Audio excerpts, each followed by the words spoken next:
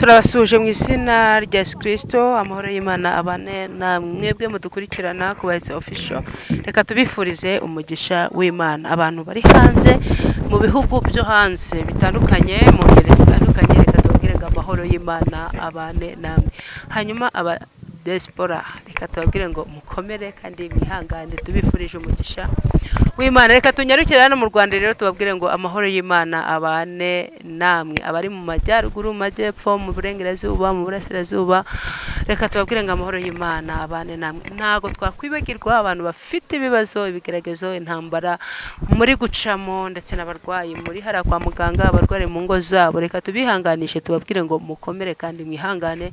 Gusa kimwe cyo turi bumamenye, reka tubabwire ngo amahoro y'Imana abane namwe. Njye uri kuri mikoro nitwa Zaninga Christina, turi kumwe n'umutumirwa, tujya dutambuka tukagenda mu misozi hirya no hino tukabashakira abakozi b'Imana. Uyu munsi rero turi kumwe n'umukozi w'Imana uri imbere ya kamera. Reka tumugusuhuze. Uraho neza? Turaho, turashima Imana. Umeze neza? Ndashimira Uwiteka. Umwuka wera arimo arahari rwose, nta kibazo. Cyane rwose, Mwami Imana abane natwe. Uragerageza kongera ijwi, hanyuma reka tukwakire wowe nurangiza wibwire abantu badukurikirana KUBAHETSI official. Murakoze cyane. Nitwa Ngurinzira Jean Claude, ndi umupapa nk'uko mubireba, mfite madamu n'abana, ndi umukristo. Imana iguha umugisha. Hanyuma rero uvuze ijambo rikomeye, uravuze ngo nitwa Ngure Inzira. Ngure Inzira byaturutse hehe? Byakomotse hehe? Ngure Inzira nakurikiye amateka, mbaza mama kuko ari we mubyeyi ukiriho, mubaza impamvu y'iryo zina, ambwira ko data igihe kimwe yari afunze, noneho rero mvuka ari muri gereza. Hanyuma marije kuvuka bamutumaho, bamubwira ko umubyeyi yabyaye, arangije aravuga ngo umwana wanjye yitwa Ngure Inzira, kubera yuko ntago byari bigukunda ngo agure inzira ze. Uyu munsi wa none uramutse ubyaye umwana, nawe ujye se nawe arimwita?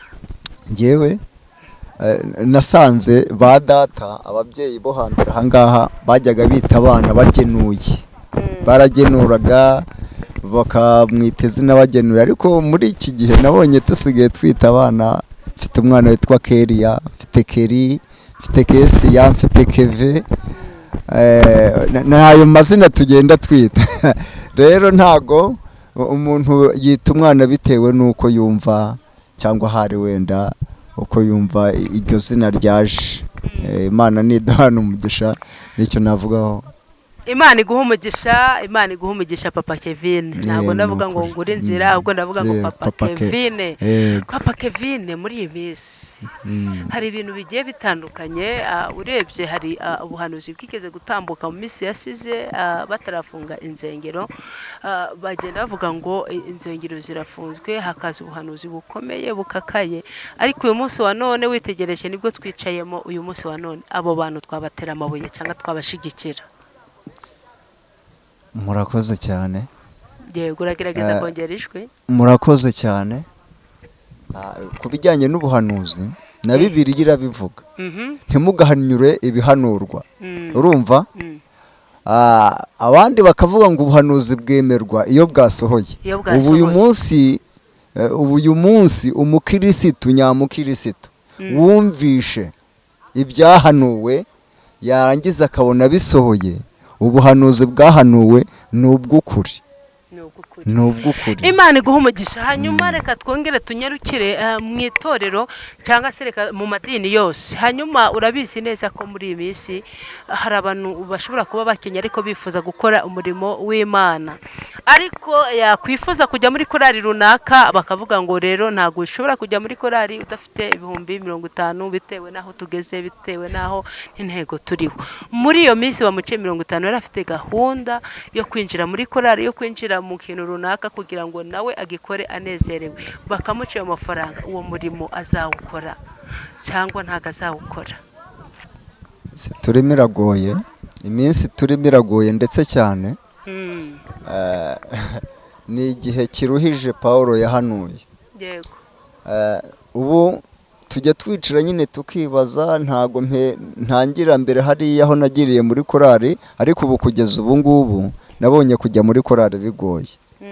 Ibintu barabikomeje, ariko kandi ngewe mpamya neza ko batabitumwe n'Imana, ahubwo kenshi ni iby'inyungu zabo. Baba bakeneye inyungu, hari uko bashaka guhagarara imbere y'abantu bitandukanye nuko dukwiriye kuba duhagaze imbere y'Imana, kuko imbere y'Imana umuntu wese ahagararayo uko waba uhagaze kose, waba ufite waba udafite, Imana irakwemera. Ariko ubu kubibwira perezida wa korari cyangwa ukabibwira umunyedini runaka ntago ashobora kubyumva, ntago yabyumva. Ntago kujya muri korari muri iyi minsi byoroshye, ntago byoroshye cyane.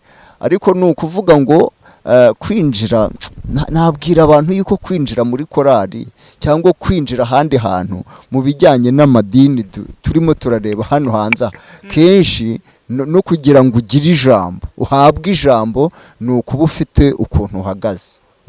Ufite ukuntu uhagaze, mbona amadini yo hanze aha ngaha baguha umwanya rwose, naho baba bakuziho ububi, ariko ufite ku mafaranga, reka tuvuge gutyo kubyeruye, rwose umwanya barawuguha ukagera ukicara hariya, banaguha ukabwiriza iyo mpano utayigira. Yaba baguha icyicaro, bakaguhana n'ikibwiriza ukabwiriza, uko upfa kuba ufite ku mufuka amafaranga. Biragoye rero, turi mu minsi irenze. Urumva rero biragoye, kandi muri cya gihe wa mukene yifuza gukorera Imana, ntabwo bazaba bamwubatse, ahubwo bazaba bamusenye. Yesu abidufashemo cyane. Cyane yuko dukwiye kumenya yuko gukorera Imana, buriya nutaririmba uzabwiriza, nutabwiriza uzahanura, nudahanura uzasengera abarwayi, uzakora indi mirimo, kuko Imana ifite imirimo myinshi. Wa wundi ngewe nawe nuriya bazakora, hanyuma Imana ikandika, ntago igireba rero ku birebire, kuko iri hejuru ya byose. Imana nidufashe cyane. Hanyuma Imana iguhe umugisha. Reka tukwakira usenge Imana, ubundi uvuge icyo Imana yakugejeje. Imana ishimwe cyane. Imana data wa twese, uri Imana nyamana kandi rubasha, uri Imana ikiranuka muri byose, uri ndiho kandi uzahoraho, uri hejuru y'ibibaho, usumba amahanga, izina ryawe nirishimwe.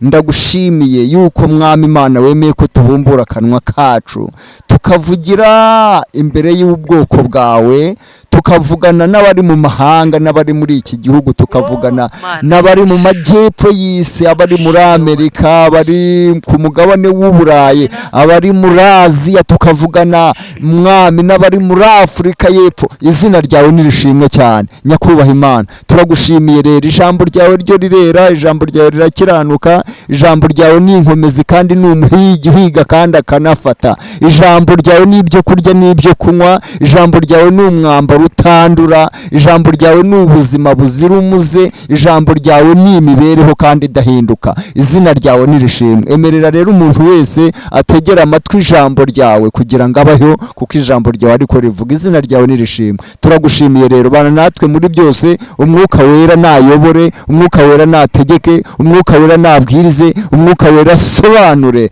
Mwami Imana, umwana w'umuntu cyo ntacyo yabasha kumara, nta nicyo yashobanura.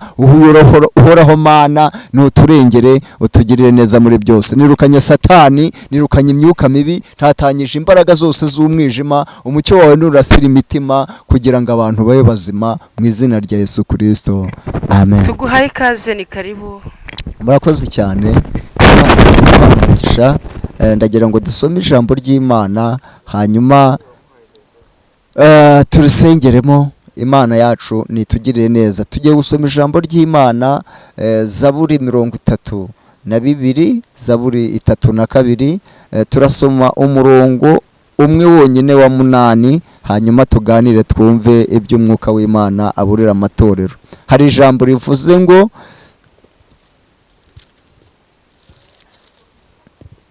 nzakwigisha nkwereke inzira unyura, nzakugira inama, ijisho ryanjye rizakugumaho. Reka twongere dusubiremo. Nzakwigisha nkwereke inzira unyura, nzakugira inama, ijisho ryanjye rizakugumaho, Imana yacu nitugirire neza, itwambike imbaraga zo kunesha. Haleluya. Dushimiye Imana rero itwemereye kuboneka kuri iyi cano kugira ngo tuganire ijambo ry'Imana. Imana yacu nitugirire neza. Ijambo ry'Imana ravuze ngo nzakwigisha. Imana nishimwe. Buri Imana ijya yigisha umuntu, yigisha umugabo, ikigisha umumama, yigisha umusore, ikigisha umukobwa, kandi uwigishijwe n'Imana ntashobora kurata. Imana ni mwarimu w'isi yose, Imana ni umugenga w'ibihe, Imana ni nkuru, irigisha kandi iyo ikwigishije iguha na diporome. Iyo ikwigishije iguha amanota, iyo ukurikiranye neza isomo rwose Imana yo mu ijuru igenda mbega ikuzamura bitewe n'uko wiga n'uko ufata. Iyo ukurikiye neza, ejo ubundi muntu, ejo ubundi wundi, ndetse burya n'ibijyanye n'umugisha uturuka ku mashuri mwiga, burya Imana nayo ijya ibitanga. Iyo wemeye yuko ikwigisha, iguha amanota meza, kandi ayo manota aragutambutsa akakugezaho Imana iri. Imana nishimwe. Nta kindi Imana ishobora kukwigisha. Imana ikwigisha inzira zayo. Nta kindi Imana ishobora kukwigisha. Imana ikwigisha imigendere. Nta kindi Imana ishobora kukwigisha. Imana ikwigisha uko ushobora kuvuga. Imana ikwigisha uko witwara. Imana ikwigisha imivugire. Izina ry'Uwiteka nirishimwe. Imana ya Isiraheli nishyirwe hejuru. Imana rero nijya yigisha, Imana nihabwe icyubahiro. Imana nishimwe cyane. Iravuga rero ngo nzakwigisha nkwereke inzira unyura. Burya iyo wemeye ko Imana ikwigisha, ikwereka n'inzira ukwiriye kunyuramo. Iyo wemeye ko Imana ikwigisha, ikwereka inzira nziza. Imana ntiyobya, ahubwo irayobora, kuko iyobora isi yose. Iyobora abakomeye, ikayobora aboroheje. Izina ry'Uwiteka nirishimwe cyane. Iravuze rero ngo nzakwigisha nkwereke inzira unyuramo, nzakugira inama. Hari igihe ushobora gutekereza ukajya kugisha inama abakomeye, wagisha inama mama cyangwa papa, wagisha inama inshuti zawe, wakwigisha inama abavandimwe, ibyo nibyo. Ariko umuntu ugiriwe inama n'Imana, uyu nguyu ni izo nama ntizijya zipfa, kuko iyo ikugiriye inama ikuyobora mu nzira zose kandi ikugirira neza. Kuko iyo ikugiriye inama ukumvira Imana, ugaca mu nzira ikuyoboyemo, Imana ikugirira neza kandi guha umugisha. Irangije iravuga rero ngo ijisho ryanjye, ijisho ry'Imana rizakugumaho. Ni iyihe mpamvu? Ni igihe ki ijisho ry'Imana riguma ku muntu? Ni igihe ki ijisho ry'Imana rireba umuntu rikamwitegereza? Ni igihe umuntu aba yemeye yuko yagirwa inama n'Imana. Imana yacu niduhabwe umugisha. Imana izakuyobora, Imana izakwigisha, kandi ngo ijisho ryayo rizakugumaho. Nuyumvira, nukora ibyo gukiranuka, nugendana nayo ukayemerera, ikakuyobora, ikagutegeka. Imana yacu niduhabwe umugisha mu izina rya